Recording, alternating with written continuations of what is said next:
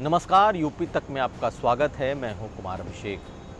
हम हाजिर हैं पिछले 24 घंटे के उत्तर प्रदेश के अहम खबरों को समेटे अपने न्यूज शो आज का यूपी में। तो आज बात होगी कफील खान के उस पत्र की जिसे उन्होंने यूनाइटेड नेशंस के ह्यूमन राइट्स ग्रुप को लिखा है। पूरे प्रदेश में समाजवादी पार्टी के जोरदार प्रदर्शन की और साथ साथ आजमगढ़ में एक ट्रेनी पायलट के मौत की। चलते हैं अपनी खबरों की तरफ। आजमगढ़ के सराय मीर इलाके में आज एक ट्रेनिंग एयरक्राफ्ट क्रैश कर गया जिसमें उसके पायलट की मौत हो गई। इस घटना के बाद आसपास के गांव वाले बड़ी तादाद में जुट गए। हालांकि घायल पायलट की घटनास्थल पर ही मौत हो गई और उसे बचाया नहीं जा सका।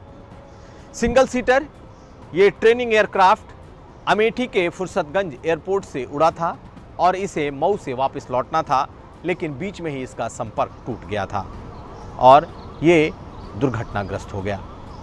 चलते हैं अगली खबर की तरफ। मंगलवार को फिल्म सिटी को लेकर एक बड़ा फैसला हो सकता है। मुख्यमंत्री योगी आदित्यनाथ ने मंगलवार को अपने अधिकारियों की बड़ी बैठक बुलाई है, जिसमें यमुना प्राधिकरण और ग्रेटर नोएडा प्राधिकरण की तरफ से दिए गए फिल्म सिटी के 2 प्रस्तावों पर चर्चा होगी।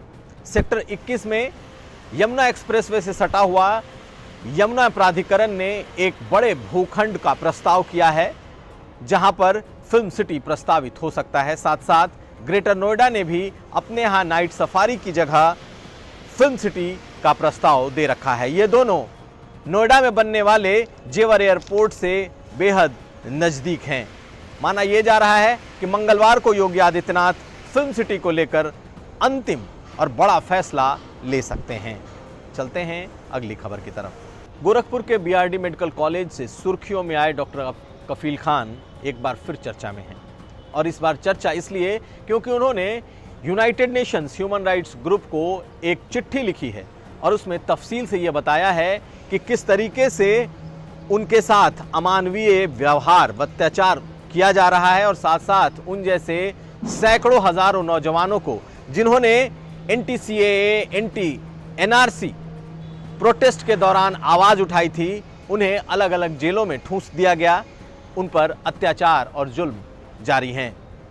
अपने इस पत्र में कफील खान ने तफसील से लिखा है कि पिछले कुछ महीनों में उनके ऊपर यूपी सरकार ने एनएसए लगाकर उन्हें महीनों तक गलत तरीके से जेल में बंद रखा है और जेलों की हालत इस पैंडेमिक में, इस कोरोना के महामारी के दौर में बेहद ही खराब है।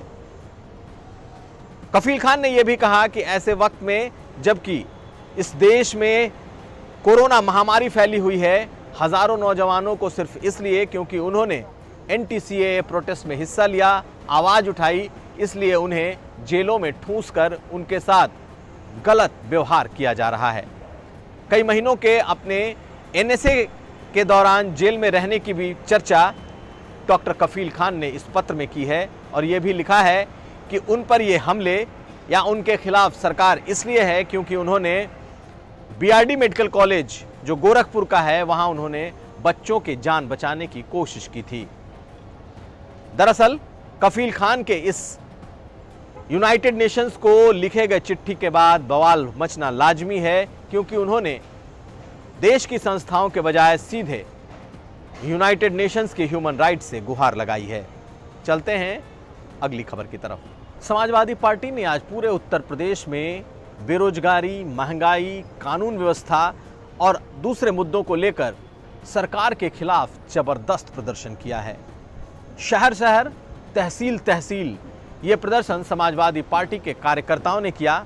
कई जगह पुलिस और सपा के कार्यकर्ताओं में झड़प तक हुई, लेकिन आज एक बार फिर समाजवादी पार्टी के कार्यकर्ता सड़कों पर उतरे और जमकर सरकार के खिलाफ प्रदर्शन किया है।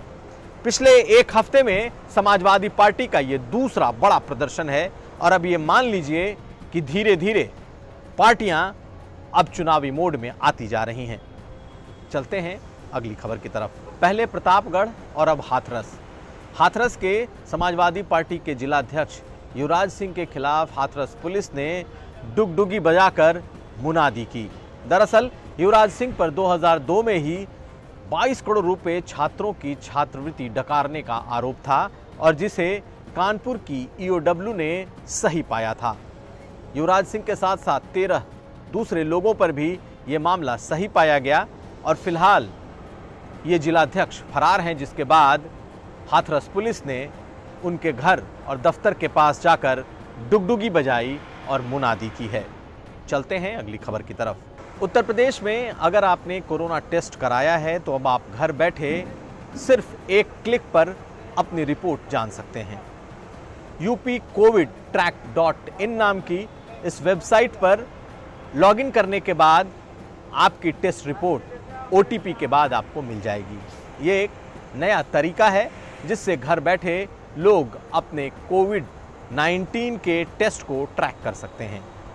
और अब जान लीजिए क्या है कोरोना का सूरत हाल। आज उत्तर प्रदेश में कुल 4,703 मरीज संक्रमित मिले, जबकि 6,320 लोग नेगेटिव हो गए। आज कुल 86 लोगों की मौत पिछले 24 घंटे में हुई और अब तक कुल 64,000 से ज़्यादा सक्रिय मरीज उत्तर प्रदेश में हैं। तो ये था आज का कोरोना मीटर। पिछले 24 घंटे के अहम खबरों को समेटे ये था हमारा विशेष न्यूज़ बुलेटिन आज का यूपी। आप देखते रहिए यूपी तक।